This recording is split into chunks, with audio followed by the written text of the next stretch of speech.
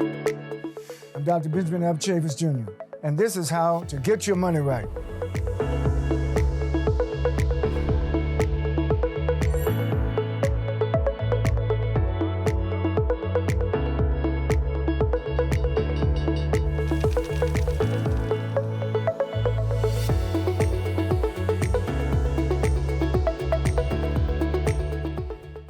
This is a special edition of How to Get Your Money Right.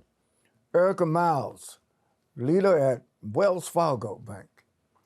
Everett Sands, the CEO of Lendistry. Welcome to this program. Thank you, Dr. Chavis. How to get your money right is a question that resonates in communities of color. There's a debate about whether the economy is improving. Some say it is. Inflation is coming down a little bit. We need to focus on giving people the right pathway to wealth building, the right pathway to financial literacy. So, Eric, I'm going to start with you. I know you have a relationship with Lendistry. Tell us about the relationship Wells Fargo has with Everett. Well, first of all, thank you for having us here. Anytime I get to brag about this very brilliant CEO, I'm very glad to do so. Wells Fargo sort of has multiple ways that we support community development financial institutions, which is what Lendistry is. One part is we can provide access to capital. We lend to the CDFI so that they can extend additional opportunities for capital to entrepreneurs. Of course, Wells Fargo does that, but it extends our reach out into communities, underserved communities in particular. The other way is that we do grants. And the grants are another way to have capital. Of course, that's capital you don't have to pay back, such that it is tied to programs and services, and sometimes also to lending, to again extend that reach. The Center for Lendistry is a recipient of the more than $500 million Wells Fargo has put out into the community over the years. And so $500 million? It's almost $500 million or more over the past decades to really further the reach. Again, we do lending as a bank, but these CDFIs have a special mission that they have been given and been charged by the Treasury Department of the United States to do this type of work, to do lending to what's called targeted populations. So that can be low and moderate income. It can be populations that are needing additional funding because they are maybe historically Black, African-American communities that may have had financial challenges or having access to capital. And the Treasury Department, the government of the United States, has extended the reach by certifying these institutions. And Wells Fargo just comes alongside of them to support what they are already doing in the community. Everett, I know you appreciate the relationship with Wells Fargo. I want you to describe how beneficial it is to work with a bank like Wells Fargo. Yeah, so as Erica mentioned, we're generally focused on three things, which is capacity, commerce, and then capital. And so if you take those three C's, you need partners to help you execute. And when Wells Fargo thinks about the capital they want to deploy, they really have two choices. One is to be catalytic, or the other is to be responsive. And so I'll just give you some examples of both. Responsive is like when Wells Fargo made the decision that the earnings they had from the PPP originations could go into the community, right? That's a responsiveness to a pandemic and saying, look, we could take this money and add it to our earnings, but instead we're going to distribute it out to the community. Catalytic would be when we, as the Center by Lendistry, which is our nonprofit arm, or Lendistry come together in partnership and say there's something we're interested in. And so I'll give you an example of that. We got a grant from Wells Fargo for climate resilience. Now, most people don't know what climate resilience is, so let me just kind of start there first. It's the social or economic interaction when you're trying to respond to a hazard, right? A trend, generally downward, or some type of disruption. And so when we thought about that and we thought about the small businesses, again, capacity, commerce, and capital, before we give them capital, we need to think about that capacity and that commerce. And so what we did is we then took that grant and broke it down in three ways. The first thing was a hybrid session. And hybrid session, 6 of those specifically, where we're talking about how to build the business, how to think about what's going on, and to think about the opportunity. The second set is one-on-one counseling. And the one-on-one counseling is more about infrastructure and getting them ready for capital. Now, you might say those sound a little bit alike, and they do sound alike. But in the hybrid session, you're amongst your peers. You get to hear the questions they're asking. You get to build a bit of a relationship with a small network of people. One-on-one, you get to say the things that you might not want to say in front of others, right? And we recognize that as we're building rapport with our communities, there's some things that people want to say to Wells, to Lindustry, in a group setting, and sometimes they don't. And then the third thing is thinking about networking. It's thinking about how to apply for these contracts. Because unfortunately, sometimes our entrepreneurs misbid, or they don't know how to bid correctly, or they're not necessarily thinking about the opportunity to take on multiple contracts. Sometimes they're just thinking about the one. And then we got to think about how is that contract going to get paid back, and how do you survive kind of the working capital lapse while you're waiting for that payback. So we're thankful to Wells because they allowed us to take this catalytic opportunity to support these small businesses and support these entrepreneurs. So just giving you kind of a highlight of one of the things we've done together. There's no silver bullet in the community, right? Every lender can't approve everyone. Everyone's not built. And if we really think about what we're talking about the capital continuum. That's generally where we fit in as a CDFI. We're gonna take you through a couple steps as you're growing.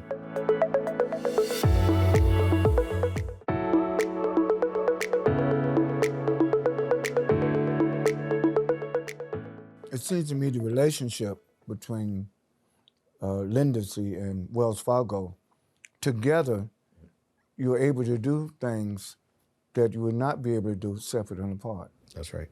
Tell us how small businesses and underserved communities have benefited from this relationship. Yeah, well, if you think about it, as Erica mentioned, there's no silver bullet in the community, right? Every lender can't approve everyone. Everyone's not built. And if we really think about what we're talking about the capital continuum. Now, let's take it back. Let's say we were children. The clothes you wear when you're 3, you don't wear when you're 10. You don't wear when you're 20. You don't wear when you're 50. Whether that's because you go through school, professional life, or whatever. Capital actually works that way in a small business. You have to start somewhere. And then you're going to grow a little bit. Maybe you get your first contract, your first couple contracts, you want to hire your first employees. That's generally where we fit in as a CDFI. We're going to take you through a couple steps as you're growing. And then, hopefully, you get to bankable. You get to be what we call as a big business. And sometimes that's the number of employees, sometimes that's revenue, sometimes that's something that you're working on, maybe multiple contracts or contracts with the federal government or something like that. That's where you're going to start to look at a bank. So it's really about trying to establish that capital continuum and getting that business right as they go through their various stages.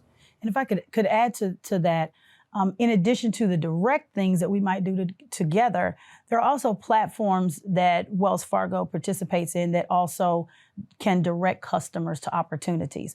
For example, Wells Fargo partnered with the Community Reinvestment Fund to create what we call the Small Business Resource Navigator. Small Business Resource Navigator.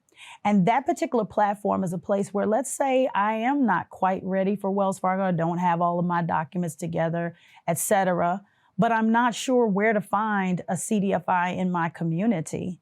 This platform allows you to go online, and is this a good place for a shameless plug for the website, Dr. Yes, Chavis? of course. www.bizresourcenavigator.com. Very good. If you go there, mind you, Wells Fargo is helping CRF with that.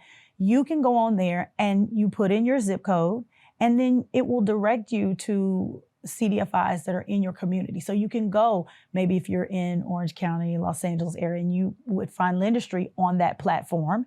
And we're very proud to say, I believe you're probably you're in the top 5, I know, of lenders, of CDFIs that are on that platform. So Wells Fargo directly and indirectly is helping influence this segment of the market.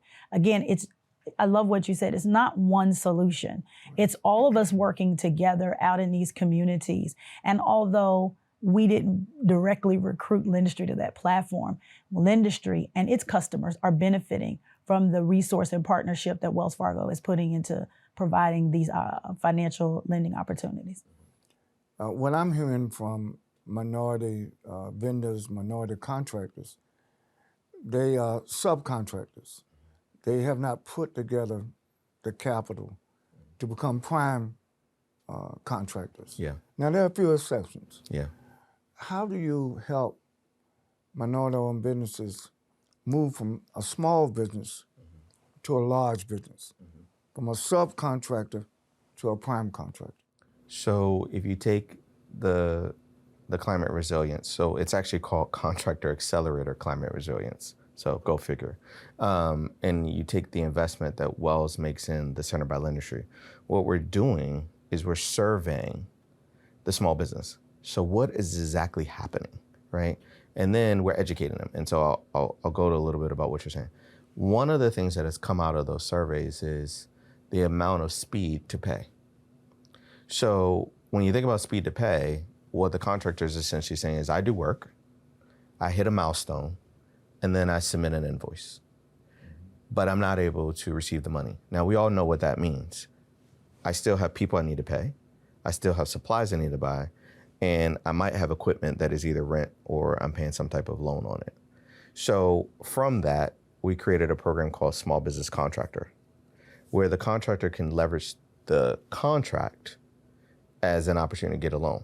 The second thing I'll bring up before I give you some details about it is we don't have the collateral. So how do we make the contract collateral versus my house versus my equipment? And then the third thing was we want to bid on multiple things. So we took a step back and we said, okay, it can't just be a small business contractor program. We have to look inside of other lending and try to figure out a way to have risk mitigation, because our job is always to get payback. How do we think about being able to give them multiple access to these contracts? And at Lendistry, we built something called Virtual Wallet. So you've seen a virtual wallet. You have PayPal or Cash App or any of those other services. Not to get too technical, but what they're creating is a sub account, which we call subledger accounts for each customer. So your money doesn't get mixed with mine when we go on PayPal, right? We took that virtual wallet because we said, hey, there's something that we do see these contractors doing. They're doing factoring. And what factoring has right is factoring says, I'm gonna collect the money, which takes away a lot of the risk, and then I'm gonna take my payment. What factoring's got wrong is they're charging people on the invoice versus the money they're borrowing. So you submit a $100,000 invoice and you get charged 3% on that invoice, but you only borrow $50,000, which means you pay 6% on $50,000, right? And if you annualize that, that means you pay 72% interest. We don't want that. So we said, we'll take what's good about factoring and we'll create this concept of a custodial account where we take the money, it protects our interests, and then we'll distribute to the customer. But we won't charge them on the invoice. We'll just charge them on the interest. But it all starts with the grant, where we get to survey what's going on, and then the partner that says, I'm gonna use technology to completely change the way this is done. And the answer to your question is, after they get to a certain point of contracts, we believe they learn enough to become primes. And they've established a relationship, because what we're really to become a prime is that whoever is issuing that contract believes in you, believes that you have the capital to execute, which is the thing that they don't talk about a lot. And then they actually get to see that you succeed, and then they give you more opportunity eventually, which is a prime. We do similar support in other ways. You know how we said earlier there isn't one path? So in addition to the types of grants and patient capital that a CDFI might get from Wells Fargo, we're also supporting other nonprofits in that work that can shore that up. The National Urban League is a great example. I know you had Mark Morial on your show, yes. I believe last season, Dr. Chavis. So we're doing more climate resilient work with National Urban League, Unidos US, which is a Latino advocacy group, and the National Capacity, which is an Asian community focus group. And we're partnering with them to do these similar types of sort of consulting support to these entrepreneurs who want to get government contracts.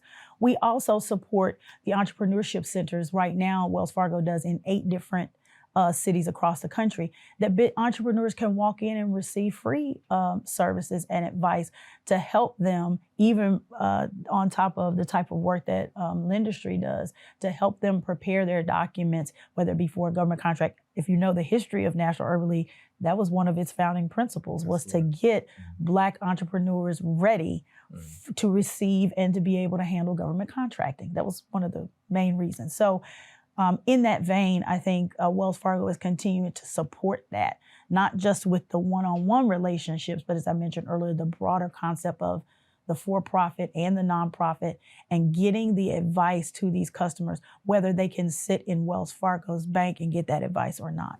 Yeah, and I would just add real quick that Go ahead. Wells Fargo also provides loan loss reserves. So when you think about loan loss reserves, or maybe the audience doesn't know, it allows us to take additional risk, right? Because we have that pad or that cushion of the grant or the loan loss reserves from Wells Fargo. And then they also provide patient capital. And what that means is that when we're thinking about that contractor not getting paid back immediately, as a lender, how do we partner with our lenders to say, we're gonna need a longer period by which to pay back, right? Or we're gonna need a lower interest rate so that we have that opportunity to give this contractor the opportunity to also have a slow pay on their side. So those are just two additional items. Everyone's gonna have to step up the game. Technology is the key, Dr. Chavis. And then added to that, it's the culturally sensitive context for communities of color. They want to see something that makes sense and means something to them.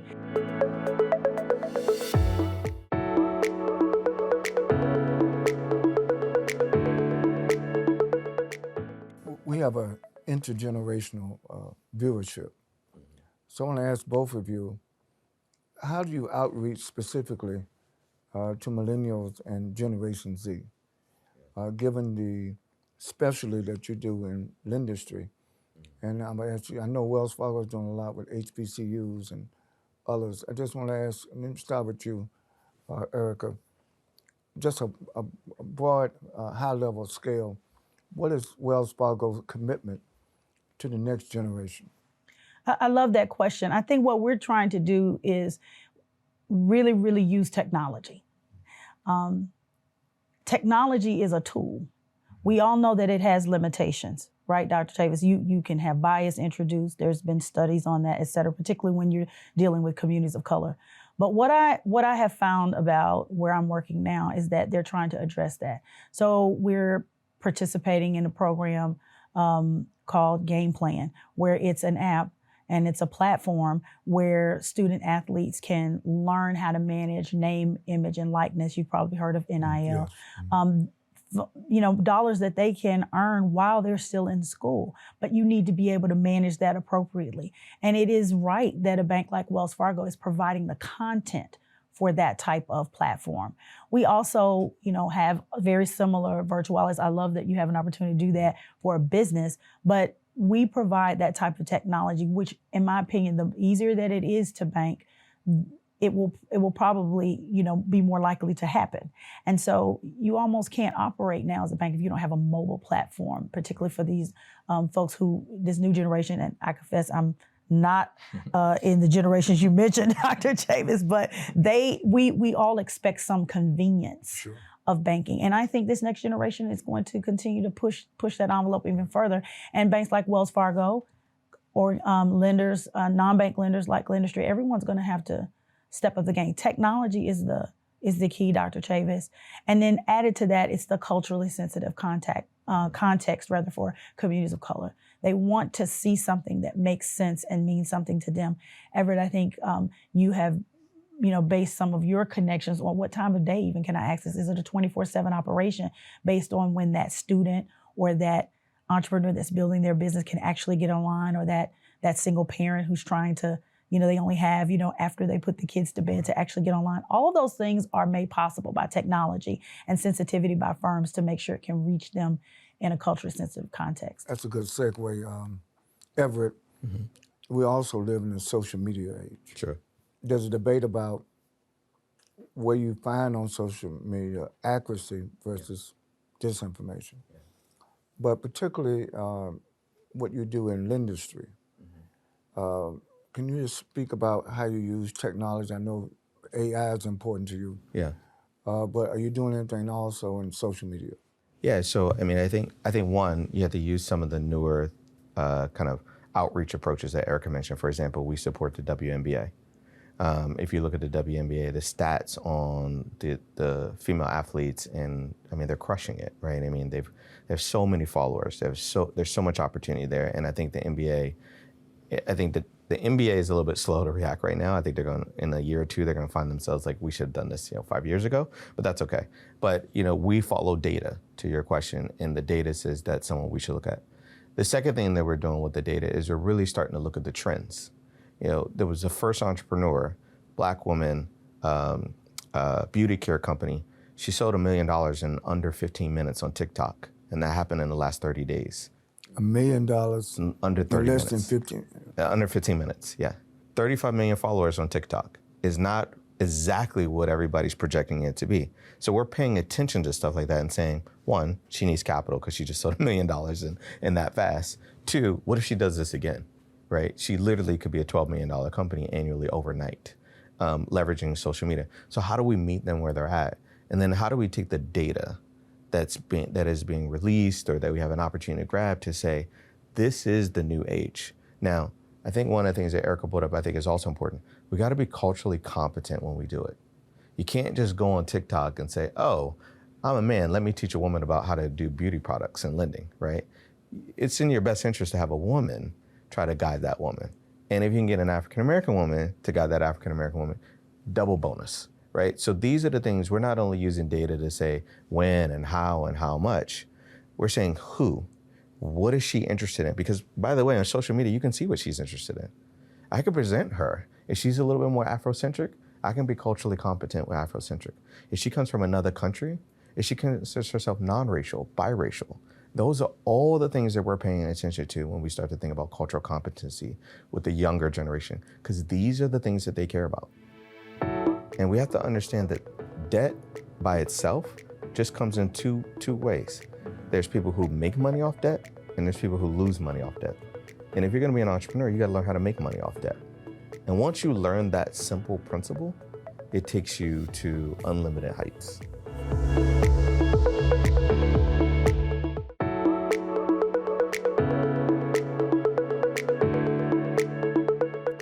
Erica, what is the most important thing that a person needs to do to get their money right? I think individually, you've got to be in the system. There's still a lot of underbanked and unbanked individuals in the United States. And unfortunately, the data is showing it's still people that look like those of us in this conversation. So you need a bank, and you need the bank before you need the bank. So what does that mean? It's before I need to start my business or before I need to buy a home. You need to already have someone. Wells Fargo is glad to be that partner, of course. When I was on Capitol Hill, that was one of the things we discovered during the pandemic, during that crisis, was that a lot of people, particularly in the Black and African American community, they didn't have a relationship with the bank. And so they were at the end of the line when it came to the Paycheck Protection Program. A lot of them didn't get the Paycheck Protection because they were not affiliated with a bank who was distributing the PPP. So you need a banking relationship. And Dr. Tavis, you and I both know the history of some of the scandals, the disappointments that have happened in the Black community when it comes to their money. Yes. And why I think I still got one or two cousins that still keep a little money under the mattress. Mm-hmm. My granddaddy, he used to keep a pouch in the house and he called it the hard time bank. And so I understand that mindset. He came out of the Great Depression, when he was a child. So I understood it, but he still had several bank accounts. And so he instilled that with us. Please get yourself a banking relationship. You need to have the relationship before you need it. That's the bottom line. Please find a bank. We invite you to Wells Fargo in person or online so that you can begin that relationship. Everett, there's so many options out here for young people. Yeah. But no matter what your field of work or what your business may be, you need that financial undergirding. Yeah. So what would you say is the number one thing that people have to do to get their money right? I mean, I will piggyback off of what Erica said. As a finance professional, what you're learning is what we call very simply in finance leverage. And you're learning how to leverage a relationship when you start to build that relationship with that banker. And sometimes the relationship is right, sometimes it's wrong. Sometimes you need to go to a higher level of banking or a different type of banker. But you're learning that putting down $10,000 gets you $100,000 or $1,000 gets you $10,000. It's really important to learn that because, one, we live in the United States of America, in capital and capitalism is real. 2, because sometimes there's a fear of debt. And we have to understand that debt by itself just comes in two ways. There's people who make money off debt, and there's people who lose money off debt. And if you're gonna be an entrepreneur, you gotta learn how to make money off debt. And once you learn that simple principle, it takes you to unlimited heights. Erica Miles, Everett Sands, thank you for joining How to Get Your Money Right. Thank you. Thanks for the opportunity.